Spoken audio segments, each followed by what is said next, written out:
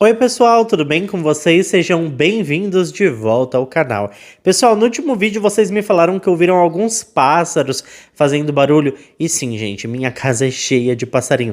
Eu não sei o porquê, mas eles adoram vir pra cá, então meu quintal tá sempre com passarinhos cantando. E eu confesso que eu acho isso muito bonito. Aproveitando, gente, estamos quase chegando aos 300 mil inscritos. Então confere aí se você é inscrito no canal. Se não for, já se inscreve e ativa o sininho para não perder as notificações, porque assim todas as vezes que eu publicar um vídeo novo, o YouTube te avisa e você corre aqui para assistir comigo. Eu te convido também a me seguir nas redes sociais, porque por lá eu tô sempre interagindo com vocês. E agora sim, vamos pro que interessa e bora pro caso de hoje.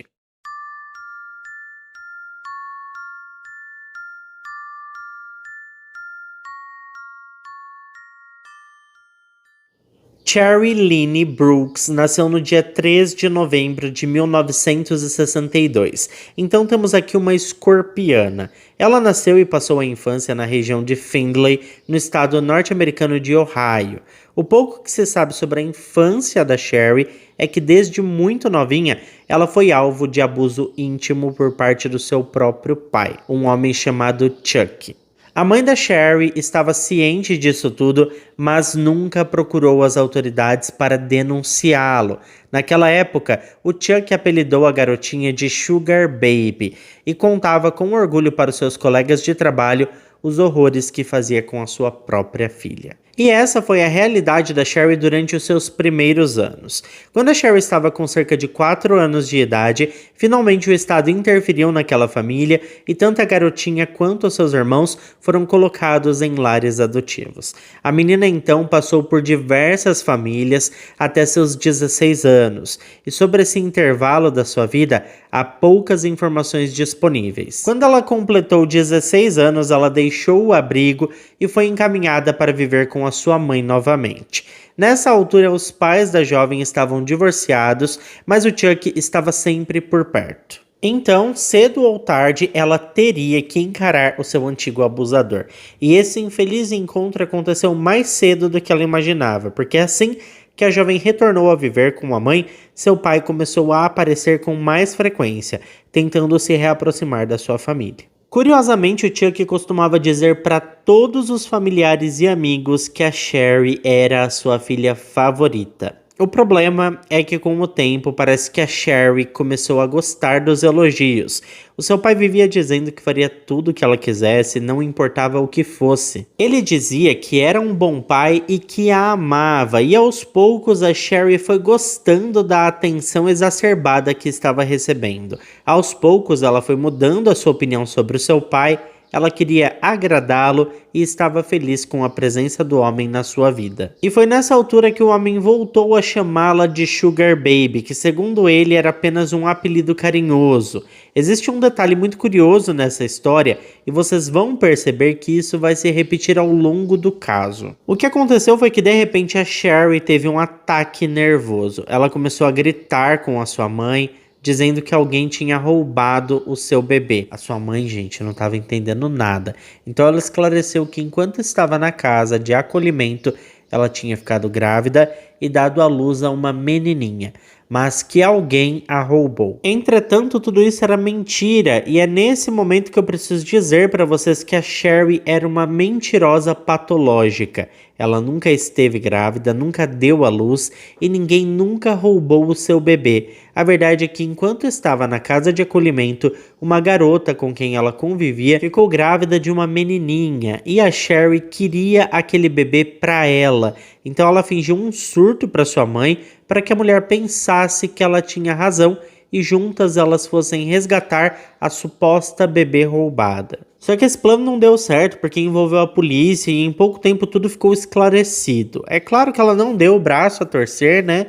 E garantiu para sua mãe que estavam todos contra ela e que ela foi enganada e que levaram a sua bebê para sempre. Enfim, Eu precisava contar isso para vocês, porque essa obsessão dela por roubar bebês é muito relevante pro caso de hoje, vocês vão entender mais na frente. Bom, gente, quase 2 anos se passaram e quando a Sherry estava com 18 anos, ela começou a namorar o seu primo de primeiro grau, chamado Danny Bixler. E depois de alguns meses de namoro, ela saiu de casa para ir morar com o rapaz.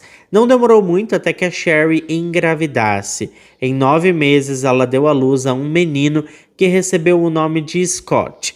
E então o Scott se tornou o primeiro dos seus 9 filhos que ela teve ao longo da vida. E daqui pra frente, as coisas foram só ladeira abaixo, de verdade, viu, gente? Porque quando o menino ainda era muito novo, a Sherry começou a abusar dele, assim como ela mesma foi abusada por seu pai quando era uma criancinha. A Sherry estava repetindo o comportamento que o seu pai tinha e isso, assim, é muito perturbador e triste. Algum tempo depois, as autoridades foram informadas sobre o que estava acontecendo naquela casa e agiram rapidamente. O pequeno Scott foi removido e colocado sob a custódia da mãe da Sherry. Embora eu não tenha certeza de que isso foi uma boa ideia, já que a mulher tinha sido totalmente omissa com o abuso da sua filha no passado. A gente sabe, né, que ela nunca fez nada para defender a Sherry. Fora isso, a Sherry não enfrentou nenhuma punição por suas ações, ela só foi mesmo separada do seu filhinho e as coisas ficaram por isso mesmo. Algumas semanas depois, em março de 1982, a Sherry rompeu o relacionamento com o seu primo e começou um novo relacionamento com um cara chamado Mike Maloney. E eles começaram a morar juntos em poucas semanas. E obviamente não demorou muito até que a Sherry engravidasse novamente. Eles tiveram um menino que chamaram de Joshua. E nessa altura, a mulher estava sob supervisão dos serviços de proteção à criança, mas ainda assim criou o seu filho em condições extremamente abusivas. O trailer em que a família vivia era absolutamente imundo, ninguém nunca limpava, havia sujeira por todo lado, o Joshua era frequentemente deixado no chão entre lixo e mofo, raramente tomava banho, e as suas roupas nunca eram trocadas. Ele foi crescendo e se tornou um bebê extremamente doente, tinha muitos problemas estomacais, estava sempre vomitando e passava várias noites chorando sem parar. Então a Sherry e o Mike ficaram extremamente irritados com o barulho do bebê e começaram a maltratá-lo de verdade. Felizmente, em uma das surras que aconteceram, havia um parente do Mike no trailer e esse parente ficou horrorizado com o que viu. Essa pessoa fez uma denúncia aos serviços de proteção infantil e por fim o Joshua foi retirado da custódia dos pais e colocado para adoção. Mas como nada é tão ruim que não possa piorar, a Sherry comemorou o seu aniversário de 21 anos engravidando de um novo bebê que 9 meses depois veio ao mundo e recebeu o nome de Michael Jr. E como era de se esperar, tudo se repetiu.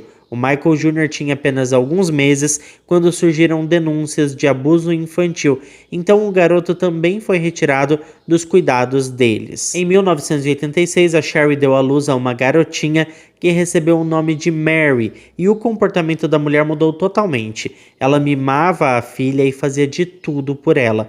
Na verdade, a mulher até arrumou o trailer, deixando tudo muito limpo e também organizado. A Sherry comprava as melhores roupas para a filha e era extremamente protetora com ela. Mas infelizmente uma descoberta horrível aconteceu pouco mais de um ano depois, na primavera de 1987, quando a menina foi levada às pressas ao hospital infantil da região. Os médicos constataram que a menina estava com sangramentos porque estava sendo abusada. A Sherry estava sendo protetora com a menina, não queria que ninguém a pegasse e nem tivesse contato com ela, porque na verdade ela estava fazendo coisas horríveis com a bebê. Horríveis mesmo, coisas que eu não quero assim nem repetir aqui para vocês. Os assistentes sociais removeram rapidamente a menina da sua mãe e a Sherry ficou devastada ao saber que não teria mais contato com a sua filha. Ela nunca mais foi a mesma depois que a Mary foi retirada dela.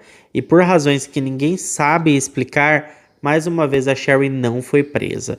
Como eu disse para vocês no início do vídeo, a Sherry era obcecada por bebês meninas e então ela voltou a tentar roubar uma outra bebê da sua mãe.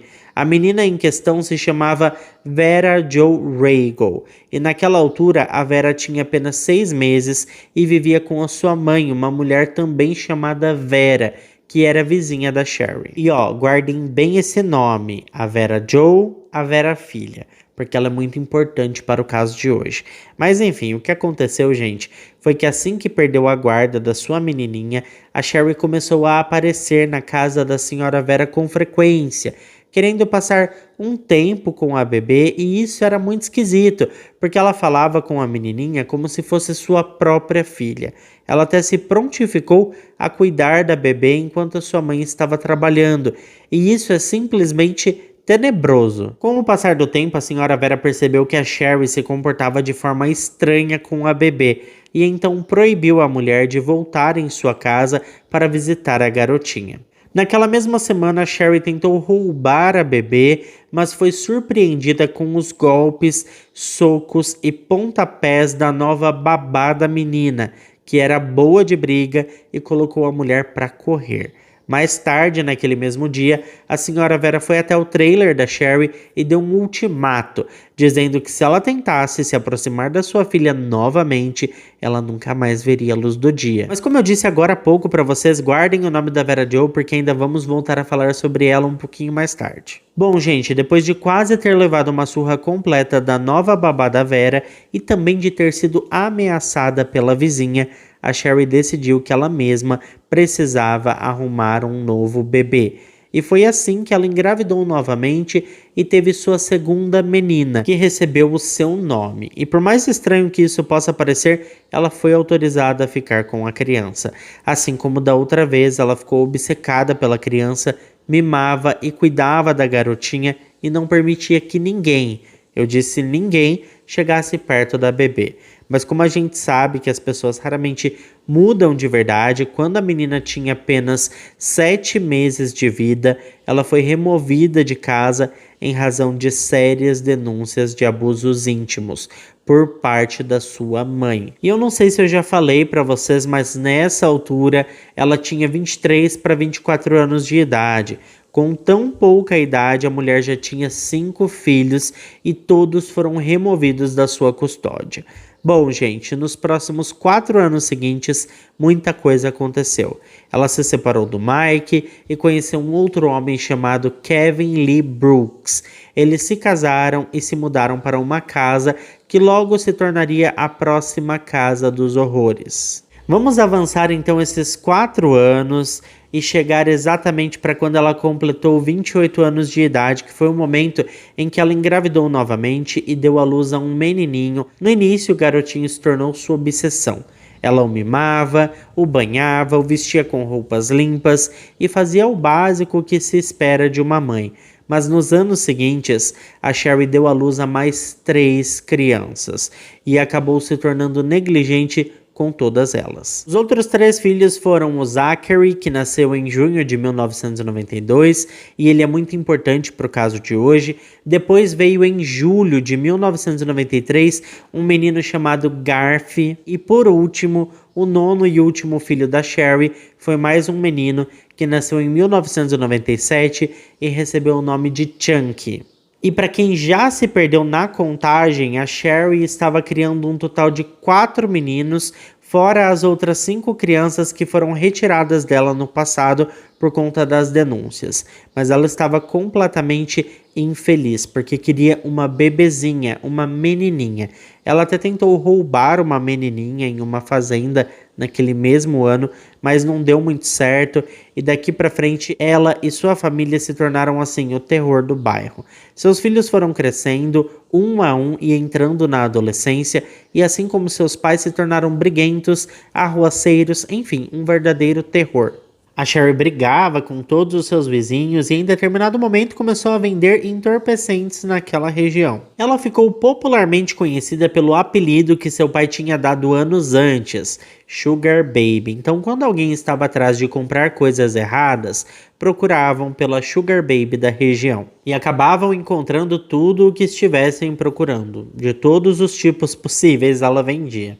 O tempo foi passando, gente, e a reputação da família era a pior possível. Seus filhos eram um terror na região e a Sherry meio que assumiu o comando da família, e foi quando ela decidiu que era o momento de enfim conseguir a sua bebezinha. Seus filhos nessa época estavam com idades entre 13 a 16 anos, e ela passou a incentivá-los a ter relações desprotegidas, justamente com a intenção de engravidar alguma menina mesmo. Ela queria de todo jeito que seus filhos adolescentes trouxessem para casa uma menininha. Ela mesma saiu e arranjou algumas namoradas para os seus filhos, normalmente escolhendo aquelas que eram vulneráveis e facilmente manipuláveis.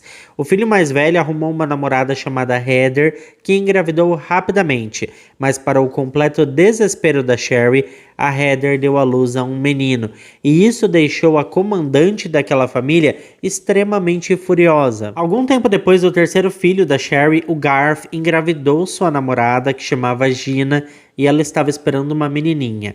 Assim que soube disso, a Sherry passou a perseguir a garota, assediá-la e determinar tudo o que ela poderia ou não fazer, porque para ela, aquela bebê seria sua e não da Gina. Mas infelizmente, como a Gina era muito nova, a gravidez era de risco e no final das contas, a menina acabou perdendo o bebê, o que deixou a Sherry mas muito brava. Ela chegou a agredir o seu filho Garth quando recebeu a notícia. E então finalmente chegou o momento de falarmos sobre o segundo filho mais velho da Sherry, o Zachary, de 16 anos.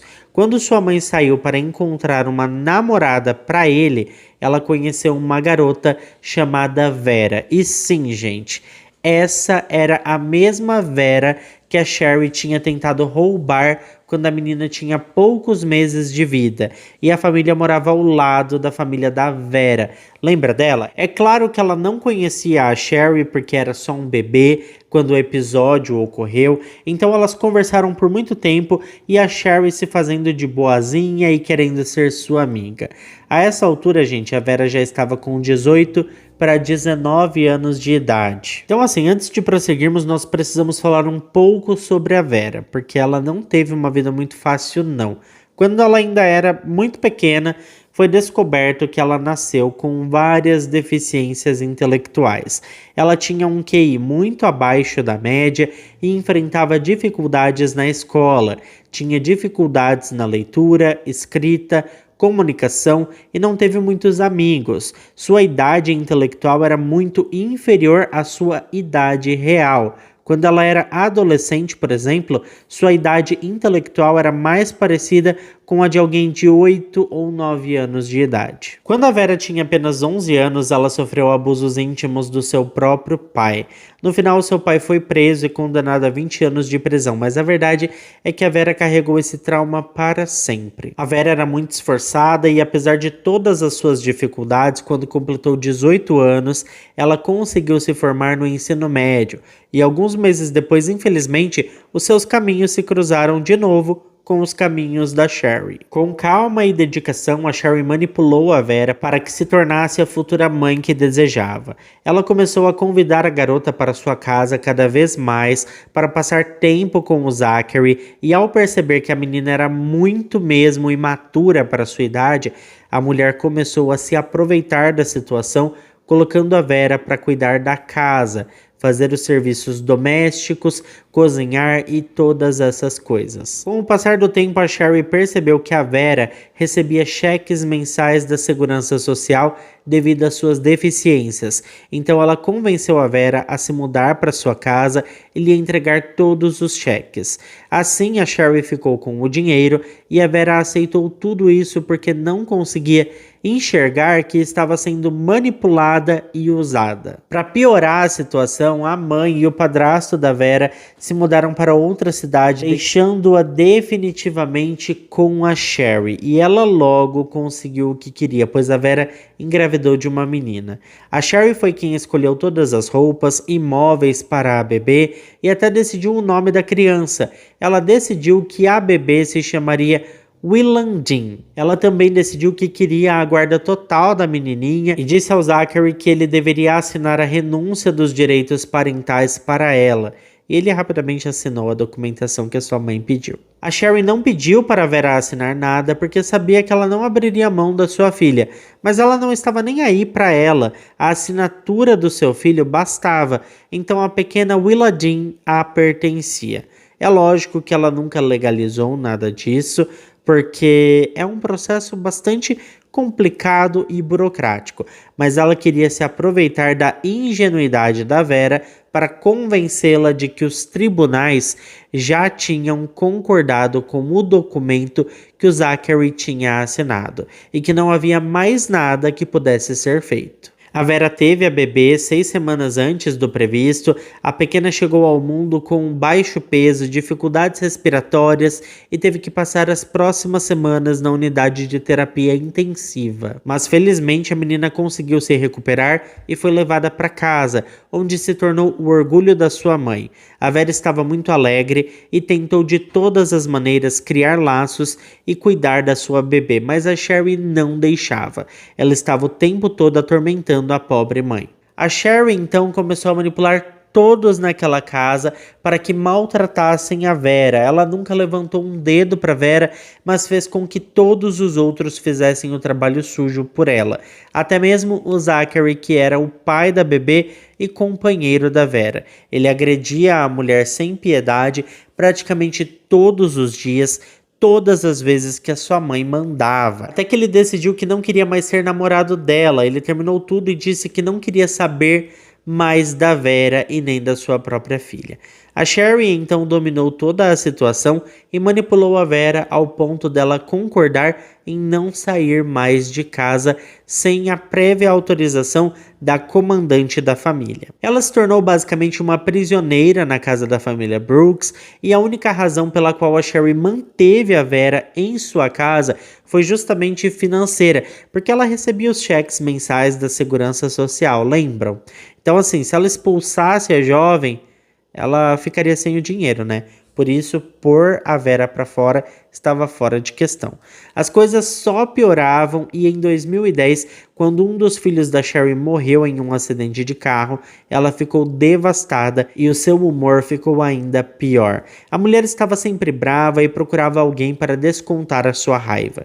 E rapidamente ela projetou toda a sua dor e sofrimento na coitada da Vera. O próximo tipo de punição que ela impôs para Vera foi a restrição alimentar. A garota só podia comer quando ela mesma decidia. E quando a Vera tinha finalmente permissão para comer, era no chão, como um animal, enquanto o restante da família se sentava à mesa. Ela também vivia em condições horríveis, trancada em um quarto com uma janela quebrada, o que tornava o ambiente extremamente frio. O colchão em que a Vera dormia estava basicamente podre, coberto de urina e fezes, e havia baratas e percevejos por toda a parte. A Sherry então trouxe um porco e o colocou no quarto da Vera. O porco ficava guardado no armário do quarto da Vera e nunca tinha permissão para sair. O animal urinava e defecava em todo o armário. E então a Sherry deixava ele sair para que terminasse de sujar todo o quarto da Vera. Às vezes a Sherry trancava a Vera no armário junto com o animal para que ela passasse a noite deitada naquela sujeira toda. Bom, a Sherry também arrumava alguém para agredir a Vera todas as vezes que ela tentava fugir ou mesmo quando tentava ter contato com a sua filhinha. No início de 2011, uma coisa terrível aconteceu. Nessa altura, a bebezinha estava com um pouco mais de 1 ano de idade e já fazia também pouco mais de 1 ano que a Vera estava sofrendo abusos por parte da família Brooks. Em determinado momento, Vera achou que estava sozinha em casa e, como estava 3 dias sem comer, ela foi até a sala e comeu um chocolate que estava em cima de uma espécie de altar que a Sherry fez para o seu filho falecido. Mas a Vera não estava sozinha e foi flagrada por uma das seguidoras da Sherry chamada Gina, que era a namorada do Garth. A Gina era a garota que perdeu o bebê quando estava grávida. Ela era muito nova na época e a gravidez não tinha dado certo. Ela correu para contar para Sherry que a Vera estava comendo escondido. A Sherry então ficou furiosa. A mulher ordenou que seus filhos Zachary e Garth agredissem a Vera, deixando-a inclusive com o nariz quebrado. A essa altura, gente, tinha muito mais pessoas morando naquela casa. A residência era pequena, mas estava sempre movimentada. Moravam naquela casa a Sherry, seu marido Kevin, a Vera e a bebê Willandin, o Zachary, o Garth, a sua namorada Gina, o Chunk e também 2 dos filhos mais velhos da Sherry, que tinham sido retirados dela. Agora eles estavam adultos e voltaram a morar com a mãe. Eles eram o Scott e o Mike Jr. Além disso, tinha também a namorada do Mike Jr., uma jovem chamada Shannon. Até agora deu um total de 11 pessoas vivendo em uma casa pequena. Mas calma um pouco, porque mais pessoas chegaram para viver naquela espécie de aldeia. Vocês lembram do primo da Sherry, aquele com quem ela se relacionou quando era mais jovem e depois foi morar junto? Era o Danny. Então lembram dele, gente? Então, ele tinha um filho que arrumou um rolo lá com a justiça e foi expedido um mandado de prisão para o rapaz. Então ele e a sua namorada fugiram e foram morar na casa da Sherry. O rapaz tinha 21 anos de idade e tinha o mesmo nome do pai, Danny Bixler, e a sua namorada tinha 17 anos e se chamava Nicole Peters. Então, no final das contas, residentes fixos naquela casa eram um total de 13 pessoas, mas sempre estava aparecendo alguém novo, um amigo ou um namorado ou namorada de alguém, enfim, sempre tinha mais gente naquela casa. O movimento ali era basicamente 24 horas por dia e tinha muita gente que ia lá para buscar entorpecentes também, né? Gente, desde o momento em que se mudou para a casa da tia, o Danny ficou muito apegado ao filho dela que faleceu. Eu não sei se eu já disse, mas o nome do que faleceu era o Kevin. O Danny e o Kevin eram grandes amigos e quando o Kevin morreu, o Danny ficou bastante abalado. Bom, mas agora que já entendemos isso, vamos voltar ao dia em que a Vera estava com fome e comeu o chocolate que estava no altar da sala da casa que a Sherry tinha erguido em homenagem a seu filho falecido. Como eu expliquei para vocês, a Vera achou que estava sozinha na casa e comeu o chocolate, mas a Gina, que era a nora da Sherry, viu tudo e correu para contar para a mulher. A Sherry tinha mandado seus filhos agredirem a jovem, mas ela não estava satisfeita, ela queria mais. E foi então que a Sherry inventou uma grande mentira. Ela começou a encher a cabeça do Danny e manipulá-lo, afirmando que a Vera tinha sido a responsável pela morte do Kevin. Uma mentira totalmente assim, incabível. Mas ela contou aos prantos que a Vera estava com o Kevin na rua e o empurrou em frente a um carro, levando ao trágico atropelamento que aconteceu. É óbvio que quando o Danny ouviu isso, ele ficou furioso e jurou vingar seu amigo falecido.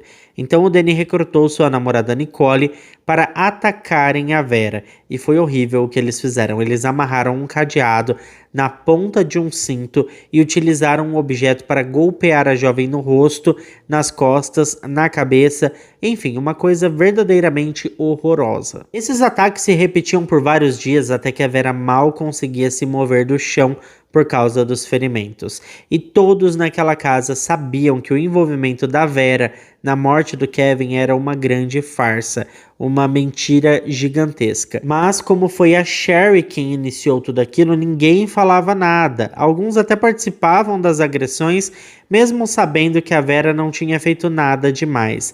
As pessoas estavam se divertindo com tudo aquilo e os motivos pelos quais estavam participando já não importavam mais. As coisas evoluíram ao ponto do Danny utilizar objetos cortantes para pegar ali a jovem, né, e maltratá-la lentamente. E a Sherry sempre dando altas gargalhadas, enfiava o dedo nas feridas da menina e se divertia com o desespero da vítima.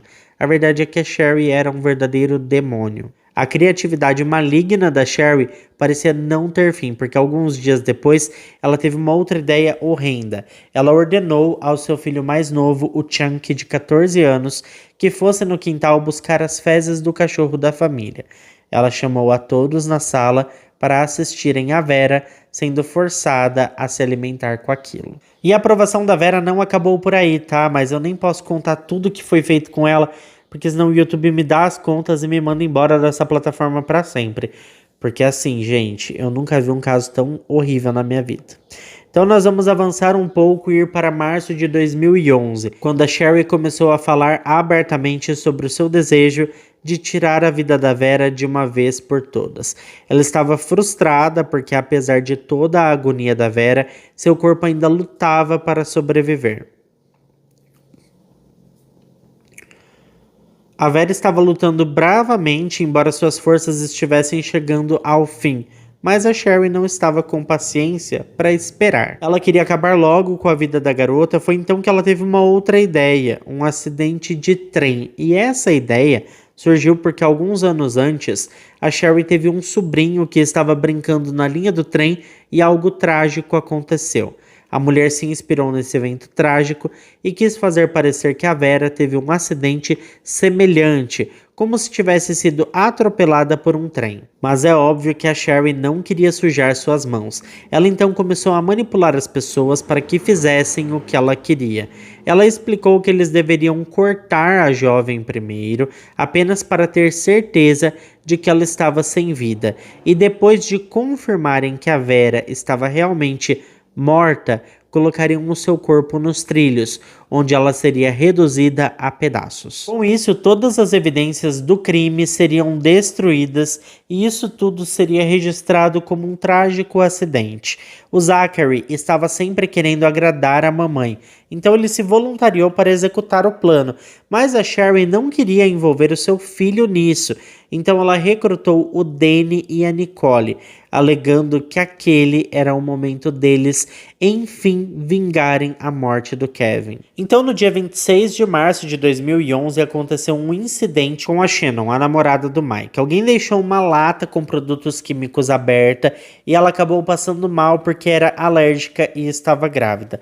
Todos na casa colocaram a culpa na Vera, obviamente, porque tudo o que acontecia de errado naquela casa era culpa da coitada da Vera. Ela não teve culpa de nada, mas levou a pior. E foi no meio dessa confusão que a Sherry sorriu para o Danny e a Nicole e sugeriu que eles levassem a Vera para dar aquela caminhada. Assim, por volta das 9 horas da noite, a Vera foi forçada a deixar a casa na companhia do Danny e da sua namorada Nicole. Os três passaram pela Sherry, que estava sentada e sorrindo para eles. Nesse momento, a Sherry disse calmamente para a Vera: "Boa noite." A Vera, sem entender absolutamente nada, respondeu: "Boa noite, Sugar Baby." Essas últimas palavras da Vera são inclusive o título do documentário sobre esse caso. Good night, Sugar Baby. Depois disso, o casal levou a Vera até os trilhos do trem, onde a Nicole tirou uma faca da sua bolsa e começou a golpear a menina. Na sequência, o Danny agarrou a Vera por trás, forçou o objeto contra o seu pescoço e deslizou o objeto sobre a sua garganta, de orelha a orelha. Depois disso, o casal posicionou o corpo sobre os trilhos do trem, exatamente como a Sherry tinha instruído, para que todas as evidências fossem eliminadas. O Danny e a Nicole fugiram do local, no entanto, de forma impressionante. Gente, impressionante mesmo. A Vera ainda estava viva e, num último ato de resistência, ela conseguiu tirar a cabeça dos trilhos e encolheu as pernas. E então, nua e em posição fetal, foi assim que a Vera Jo deixou esse mundo. O maquinista avistou o corpo e imediatamente acionou os freios, chamando a polícia, que iniciou uma investigação de forma rápida e sucinta. Um dos policiais reconheceu a Vera de imediato, lembrando-se de que ela vivia na casa da família Brooke. Os policiais foram até a casa e informaram a Sherry sobre a morte da Vera, e ela desfaleceu em lágrimas como uma ótima atriz. Ela tentou agir como se estivesse devastada e, assim que se recuperou, começou a inventar um monte de mentiras, dizendo que a Vera tinha um namorado abusivo, que ela não tinha aprovado aquele namorado, mas a Vera era teimosa e estava encontrando o rapaz escondido. Ela disse ainda que acreditava que ele tinha feito aquilo com a Vera, mas o fato é que a verdade não demorou muito para aparecer, viu, gente? Isso porque o Danny ficou bastante abalado com o que tinha feito e, após várias noites sem conseguir dormir, ele foi para um barzinho na cidade do seu pai, onde encheu a cara e ficou embriagado. Depois ele foi para casa de uma meia-irmã sua, onde contou tudo o que ele e a sua namorada tinham feito com a Vera no trilho do trem. Sua irmã ficou muito assustada e sem saber se o que ele dizia era verdade ou mentira. Ela então optou por chamar a polícia e contar o que tinha ouvido. E foi assim que o Danny e a Nicole foram presos por assassinato.